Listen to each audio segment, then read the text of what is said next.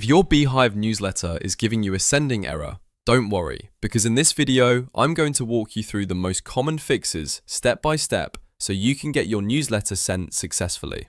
This is one of those issues that usually comes from a missing detail, a draft setting, or an unverified sending setup. And the good news is that it's usually quick to solve. So if this tutorial helps you, make sure to hit like and subscribe for more simple software fixes just like this. Alright, let's jump into Beehiiv and fix it together.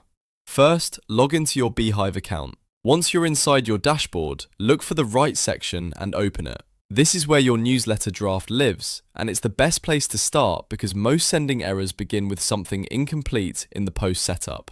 After opening the right area, check whether your newsletter is still in draft mode. If it is, that's completely normal while editing. But before sending, you need to make sure everything is ready and properly configured.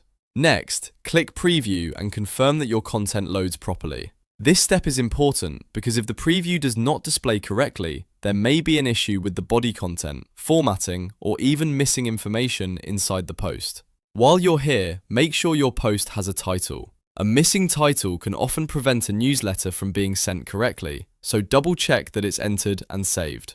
Then, make sure your post has content. Even if the email looks almost finished, Beehiiv still needs actual newsletter content in place before it can send. After that, confirm that you selected an audience. This is one of the most common reasons newsletters fail to send. If no audience is chosen, Beehiiv does not know who should receive the email, so the send action may fail or show an error. Once you've selected the audience, verify that at least one subscriber exists in that audience. If the audience is empty, the newsletter has nobody to deliver to, and that can stop the send process completely. Now check your sender email is verified. If your sender address has not been verified, Beehiiv may block the message from going out or show a sending issue.